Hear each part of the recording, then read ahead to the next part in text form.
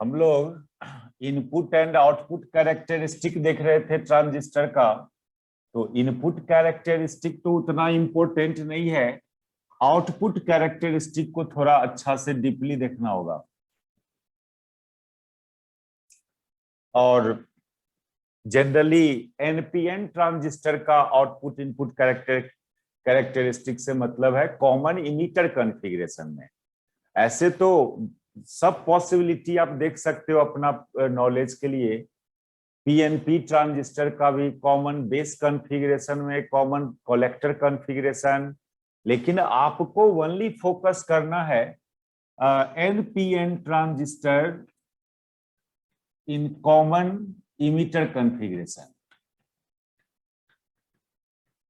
In common emitter configuration. इसका सब कुछ देखना है आपको, इनपुट कैरेक्टरिस्टिक, आउटपुट कैरेक्टरिस्टिक। तो आउटपुट कैरेक्टरिस्टिक जो ड्रॉ किया था हम लोग, उसको एक्सप्लेन कर रहे थे।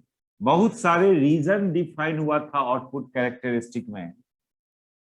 ये कॉमन इमीटर कॉन्फ़िगरेशन का आउटपुट सर्किट का करंट कौन होता है? Collector current. और आउटपुट सर्किट का जो वोल्टेज होता है वो VCE। ठीक है, कॉमन इमीटर कॉन्फ़िगरेशन में एक ब्लॉक, ये डायग्राम, सर्किट डायग्राम यदि ड्रॉ करें कॉमन इमीटर कॉन्फ़िगरेशन का, ये है आपका कलेक्टर, ये इमीटर, इधर बेस, और इसको आप एक रेसिस्टर के थ्रू इस जंक्शन को फॉरवर्ड बायसिंग करते हो। तो फॉरवर्ड बायसिंग करने के लिए इधर निगेटिव और इधर पॉजिटिव टर्मिनल, इसका नाम दिया था VBB। और इधर एक रेसिस्टर, और इसको रिवर्स बायसिंग करते हो तो इसके लिए इधर पॉजिटिव और इधर निगेटिव। ये पहचानिए, ये पोलैरिटी को पहचानना है। कैसे इसको रिवर्स करने की, रिवर्स बायसिंग के लिए इधर पॉजिटिव इधर निगेटिव क्यों डाला? बस खाली इसको याद करो कि ये कौन है, ये एन है। एन टाइप को रिवर्स बनाना है तो उसको पॉजिटिव टर्मिनल से कनेक्ट करेंगे। अच्छा, इसको फॉरवर्ड बायस बनाना है तो एन यहां पर है, एन को फॉरवर्ड बायस बनाने के लिए इधर यहाँ पी है, ये पी है, तो पी को पॉजिटिव और एन को निगेटिव, तो फॉरवर्ड बायस। ऐसे आप डिसाइड कर सकते हो। और इस वोल्टेज को VCC से डिनोट किया, इस रेसिस्टर को RC, इस रेसिस्टर को RB। ये तो सर्किट डायग्राम था। करंट का जो सेंस था इस ब्रांच में, इमीटर ब्रांच में करंट का सेंस ये, और कलेक्टर ब्रांच में करंट का ये सेंस IC, और इधर IB। तो ये सब कुछ बेसिक बात है जो बार बार अब नहीं बताएंगे क्यों हुआ, ऐसा नहीं हुआ, इसको अब यूज करना है। ये इनपुट सर्किट कहलाएगा, ये output circuit. Input characteristic curve draw किया था। इनपुट कैरेक्टरिस्टिक कर्व तो इस मॉडल का आया था। इनपुट कैरेक्टरिस्टिक कर्व मींस क्या? Variation of current with respect to voltage. Input characteristic मतलब इनपुट सर्किट का करंट का variation with respect to input circuit का वोल्टेज। इनपुट सर्किट का नेट वोल्टेज कौन है? VBE। Output characteristic means output circuit का current का variation with respect to output circuit का वोल्टेज। और आउटपुट सर्किट का वोल्टेज किसको बोलते हो? ये कलेक्टर एंड इमीटर टर्मिनल के क्रॉस के वोल्टेज को आउटपुट टर्मिनल का वोल्टेज बोला जाता है, VCE। ये हुआ वोल्टेज ऑफ आउटपुट सर्किट। और ये VCE बराबर है किसका? -ICRC, -ICRC plus VCC। यदि ऐसे आते हैं आप कलेक्टर टर्मिनल से इमीटर टर्मिनल पर, इस सेंस में आते हो, तो पहले रेसिस्टर मिला, तो रेसिस्टर का पोटेंशियल -ICRC। माइनस क्यों? क्योंकि आप आ रहे हो इधर और करंट इधर जा रहा है, तो करंट के ऑपोजिट डायरेक्शन में चल रहे हो आप, तो उस केस में रेसिस्टर के क्रॉस का पोटेंशियल निगेटिव में लिया जाता है। यदि करंटे के सेंस में जा रहे हो रेसिस्टर के अलोंग तो प्लस में लिया जाता है पोटेंशियल। रेसिस्टर के क्रॉस का पोटेंशियल प्लस आई आर या माइनस आई आर। अब प्लस आई आर कब लेना, जब करंट के ही डायरेक्शन में चल रहे हैं, और माइनस आई आर कब लेना, जब करंट के ऑपोजिट डायरेक्शन में जा रहे हो। तो अभी क्या हो रहा है, अभी आप कलेक्टर टू इमीटर पर पहुंच रहे हैं इस सेंस में, तो ऐसे आएंगे तो आप जा रहे हैं ऐसे या करंट है ऐसे, इसलिए माइनस आई आर लिया। बैटरी के पास का वोल्टेज कैसे लेना, वो भी प्लस माइनस होगा। तो यदि आपके जाने का movement positive terminal to negative terminal है तो उसको प्लस में लेना, उस वोल्टेज को, बैटरी के क्रॉस वाला वोल्टेज को। ये बहुत जरूरी चीज है। ये 12 लेवल का जो कंसेप्ट है, किरचॉफ्स लॉ सब अप्लाई करते थे। कोई दो पॉइंट के बीच का नेट पोटेंशियल डिफरेंस निकालना है, उस दोनों पॉइंट के बीच बहुत सारे एलिमेंट कनेक्टेड हो सकता है, रेसिस्टर, कैपेसिटर, बैटरी। तो सब एलिमेंट का पोटेंशियल का अलजेब्रिक सम कर दोगे तो उस दोनों पॉइंट के बीच का नेट पोटेंशियल होगा। अलजेब्रिक सम में क्या करना है, हर एलिमेंट के पोटेंशियल में प्लस माइनस साइन देना है। रेसिस्टर, कैपेसिटर तो अभी खैर नहीं मिलेगा आपको, रेसिस्टर ही मिलेगा। कैपेसिटर भी आएगा, बाद में आएगा, कैपेसिटर भी इसमें डालना है हम लोग को। अभी ओनली रेसिस्टर एंड बैटरी है। आपको सी और ई के बीच का नेट पोटेंशियल फाइंड करना है। तो सी से ई की तरफ आओ और देखो पहले क्या मिला, पहले रेसिस्टर मिला रास्ता में। इसको प्लस आई आर लिखें कि माइनस आई आर, तो देखना है कि आप ऐसे जा रहे हैं और करंट ऐसे है, तो माइनस आई आर। बैटरी के पास क्या करोगे, बैटरी में यदि आपका जाने का movement positive to negative terminal है तो प्लस में, यदि निगेटिव टू पॉजिटिव टर्मिनल जाना होता तो माइनस में। ये हुआ net voltage of output circuit, VCE। इस VCE को बोलते हैं net voltage of output circuit.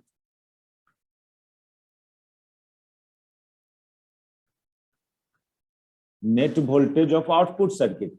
कभी कभी इस VCE को लोग VCC भी लिख देता है। वो तब ऐसा करेगा जब RC 0 हो, ये कैपेसिटर, ये रेसिस्टेंस 0 हो, तो उस केस में VCE को लोग VCC भी लिख देता है। चलिए अब आइए यहाँ पर कैरेक्टरिस्टिक कर्व में। कैरेक्टरिस्टिक कर्व में हम लोग देखा था variation of IC with respect to VCE at constant input current. Output circuit का करंट का variation with respect to output circuit का potential, but at constant input current.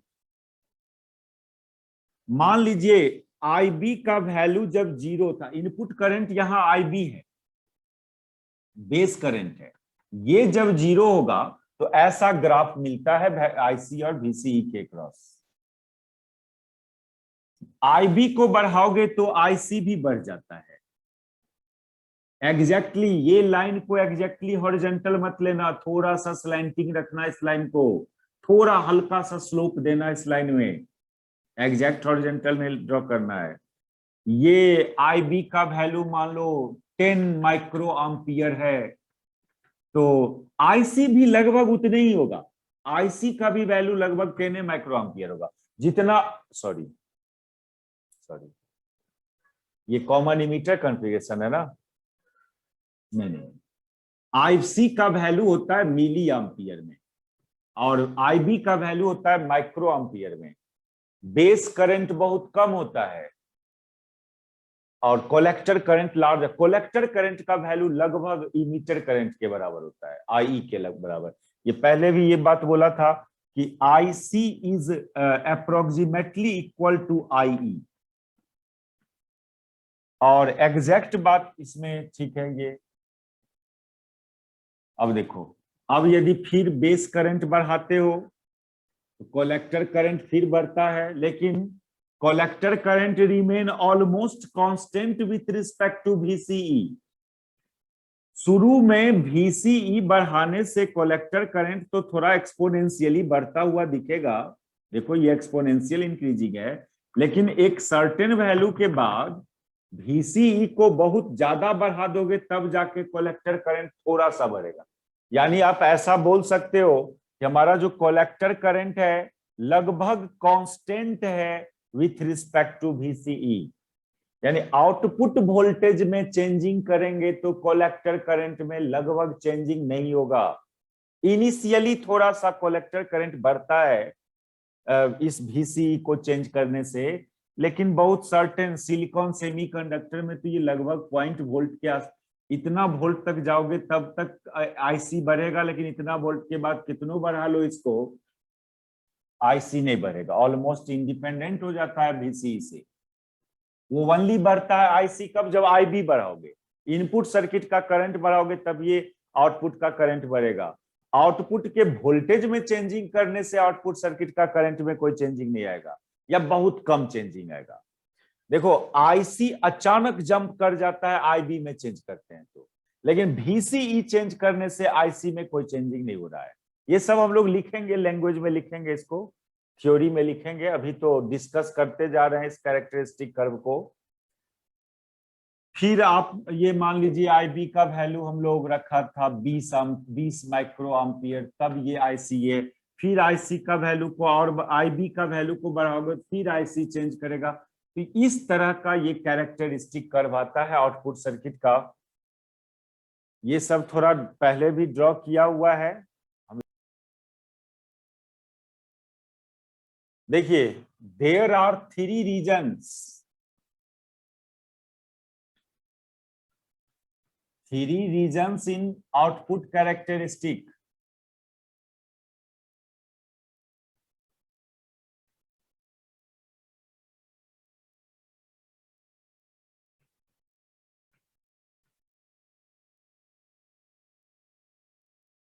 एक रीजन ये है, इस रीजन को बोला जाता है सैचुरेशन रीजन।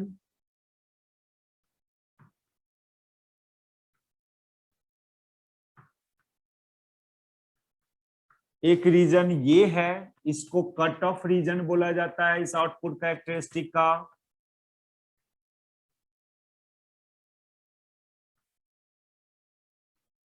और एक रीजन ये है जिसको एक्टिव रीजन।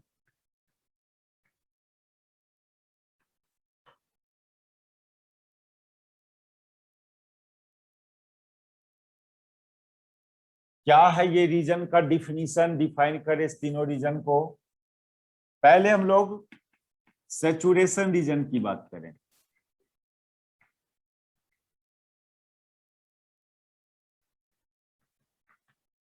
ये रीजन जनरली कब देख रहे हो आप, जब VCE का वैल्यू कम है। ये बहुत, मान लीजिए इस ग्राफ से हम यहाँ पर एक लाइन ड्रॉ करें तो ये VC इस लाइन के लिए VCE का वैल्यू कम है। तो जब आउटपुट वोल्टेज, आउटपुट सर्किट का वोल्टेज बहुत कम रखोगे तब इस रीजन में आप आ रहे हैं जिसको सैचुरेशन रीजन बोला जा रहा है। क्यों सैचुरेशन बोला गया यहाँ पर?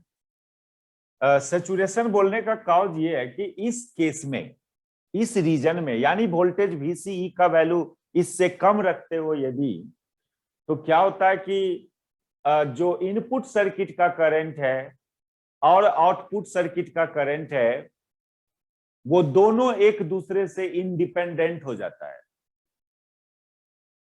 और दोनों junction, emitter base junction and collector base junction, उस केस में दोनों जंक्शन फॉरवर्ड बायस की तरह बिहेव करता है।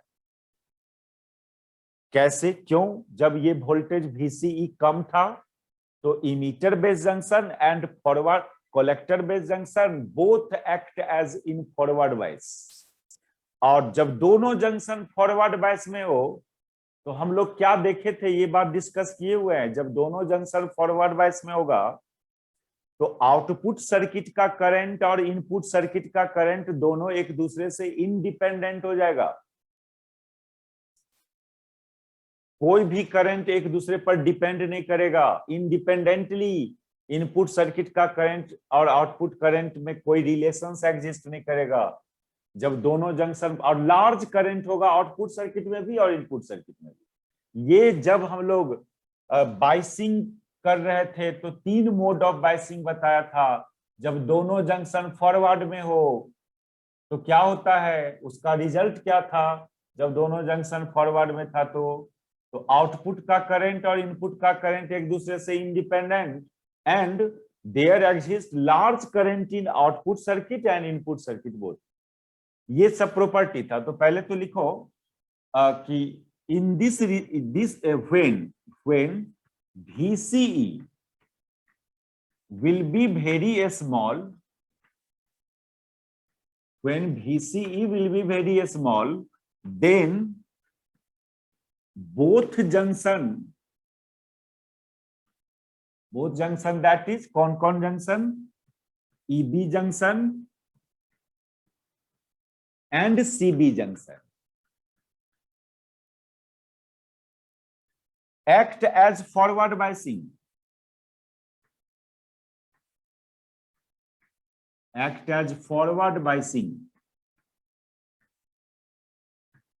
and there exists large current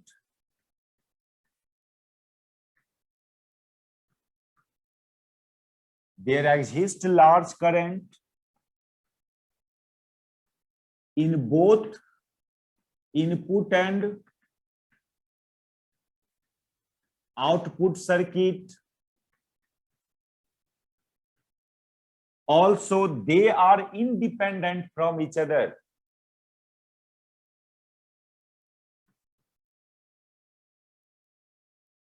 Also, they are independent from each other.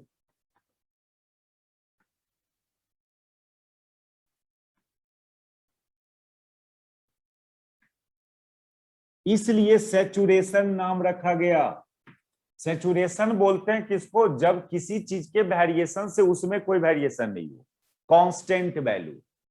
Input circuit का करंट को किसी से मतलब नहीं रहेगा, आउटपुट के करंट से, खासकर आउटपुट का कोई चीज से मतलब नहीं रहेगा, आउटपुट के करंट को इनपुट से कोई मतलब नहीं रहेगा, वो इंडिपेंडेंटली वो करंट एग्जिस्ट करेगा इनपुट आउटपुट सर्किट में, और that is a constant current. Saturation value means constant current.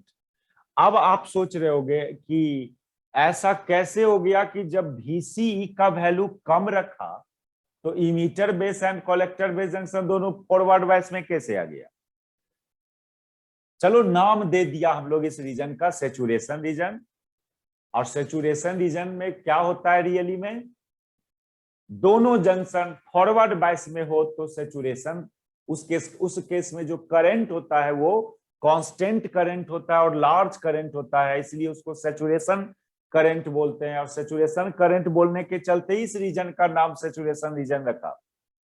ये देखिए कि ऐसा क्या हुआ कि VCE के कम होने से EB junction and CB junction forward bias में आ गया दोनों।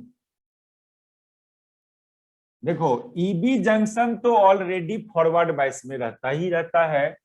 कलेक्टर बेस जंक्शन का ना वोल्टेज को आप कम किए तो कलेक्टर बेस जंक्शन जो रिवर्स बायस में था वो भी फॉरवर्ड बायस में आ जाता है। आउटपुट सर्किट का वोल्टेज को आप कम करोगे तो EB जंक्शन का जो रिवर्स नेचर है वो घटता है, दैट इज फॉरवर्ड नेचर उसका बढ़ता है, फॉरवर्ड बायसिंग नेचर। देखिए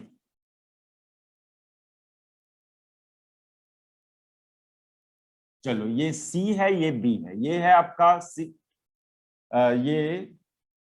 ये कलेक्टर बेस जंक्शन है। ये कलेक्टर बेस जंक्शन, इसको रिवर्स बनाने के लिए क्या किया था, इधर पॉजिटिव टर्मिनल डाला था और इधर से भी हम लोग क्या डाले हुए, इधर से भी पॉजिटिव टर्मिनल डाले हुए हैं। गौर करना बात को, इसको मिटाते हैं।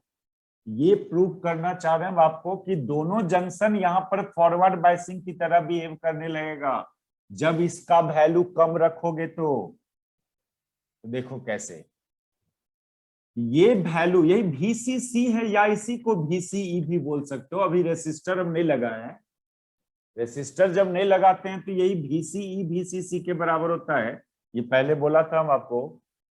इधर भी ये इधर से भी देखना, ओरिजिनल सर्किट में पॉजिटिव टर्मिनल से कनेक्ट किए हुए थे, इधर से भी पॉजिटिव टर्मिनल से, और ये पॉजिटिव इस पॉजिटिव से ज्यादा था, ये रिवर्स बाइसिंग हुआ।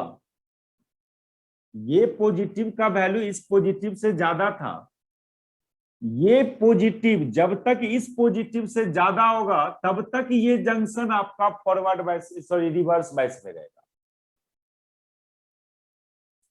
डायोड से समझो ना आप, डायोड से देखो,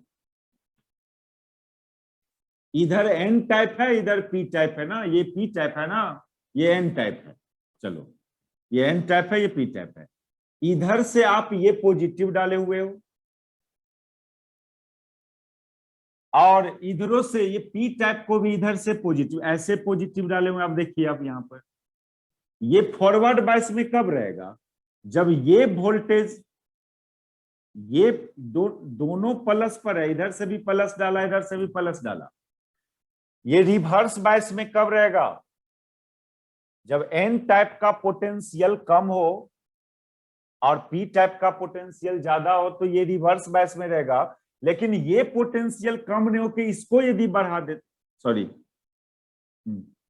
इधर का फॉरवर्ड नेचर यदि बढ़ा दो आप, यानी ये पॉजिटिव को बढ़ा दो और ये पॉजिटिव को कम कर दो, इस पॉजिटिव को यदि बढ़ा दें हम लोग और इस पॉजिटिव को कम कर दें, तो ये रिवर्स बाइस में आ जाएगा। लेकिन ये पॉजिटिव को यदि कम कर दें, इस पॉजिटिव को बढ़ा दे, तो ये जंक्शन भी फॉरवर्ड बाइस में आ जाएगा। डायोड में ऐसा हम बताए थे पहले आपको कि मान लो दोनों टर्मिनल पॉजिटिव से कनेक्टेड है,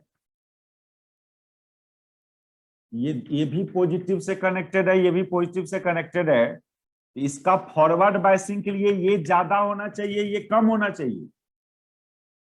ये टेक्निक हम बोले थे ऐसे, थोड़ा याद करो इस टेक्निक को।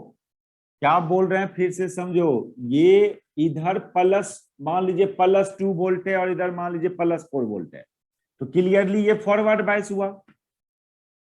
लेकिन यदि ये ज्यादा हो जाए और ये कम हो जाए, तो ये रिवर्स बाइस हो जाएगा, है ना। यदि आप इधर से ज्यादा कर देते हो, प्लस पोटेंशियल ज्यादा कर देते हो, इधर का प्लस पोटेंशियल कम कर देते हो, तो ये रिवर्स बाइस हो जाएगा। यही बात यहां है। देखिए, इस पोटेंशियल को कम कर रहे हैं हम लोग।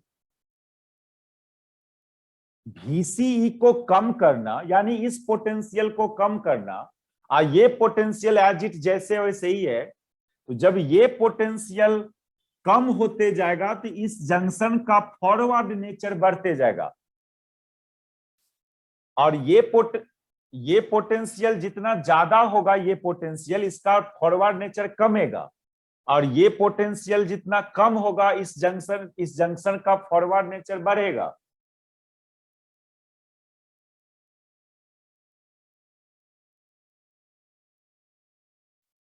देखिए क्लियरली ये चीज समझो बात को। क्यों क्यों VCE को कम करने से EB जंक्शन फॉरवर्ड बाइस में चला गया, ये प्रूव करना है हम लोग को।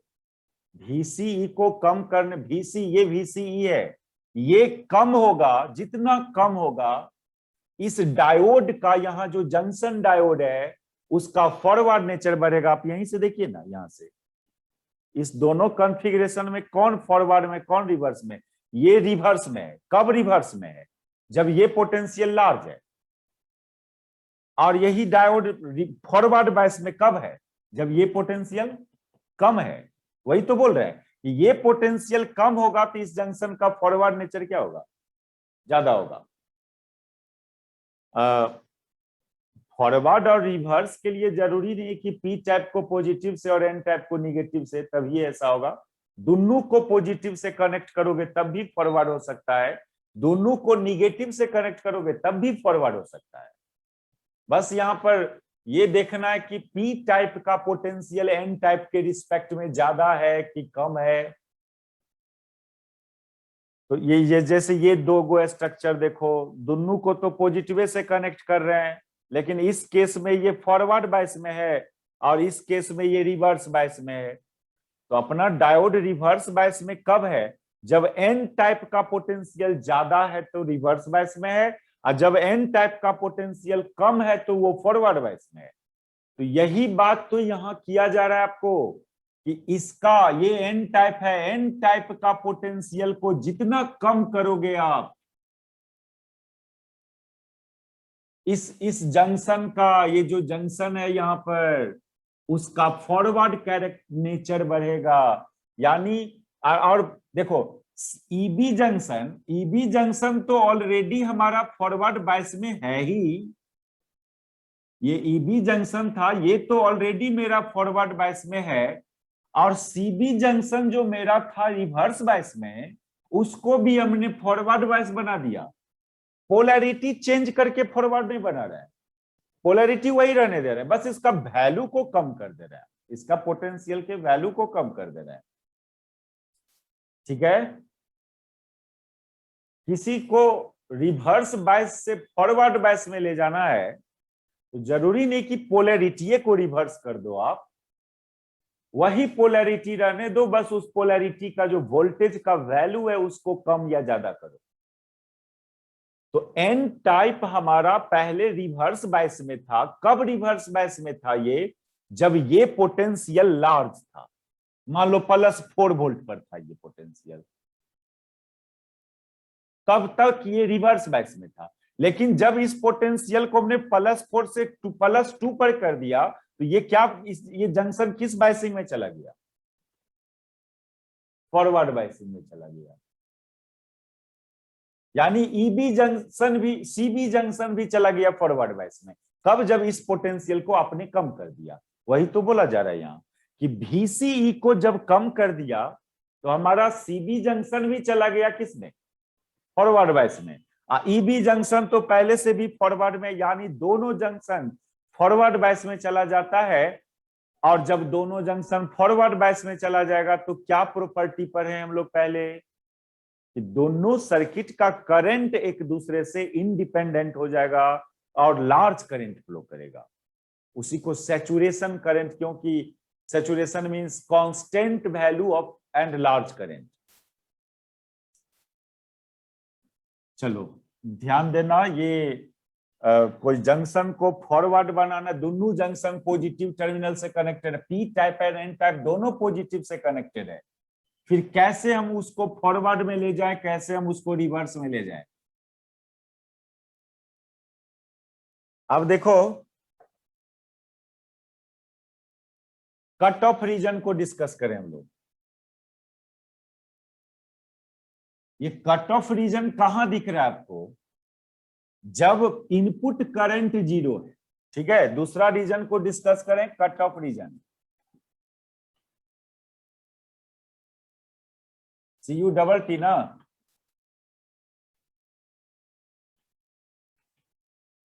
ये कट ऑफ रीजन कहां पर आ रहा है?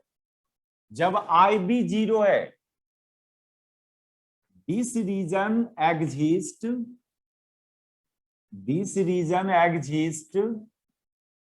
when near IB will be 0। इसका नाम कट ऑफ रीजन रखा गया